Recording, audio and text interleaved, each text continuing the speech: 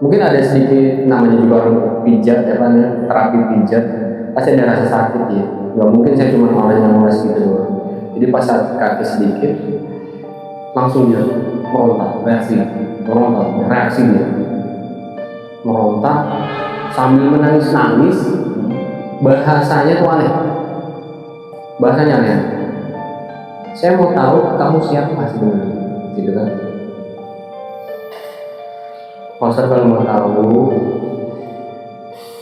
jadi makhluk ini dia bercerita bahwa dia yang ditabrak di depan terminal di daerah Bogor, daerah Kabupaten Bogor.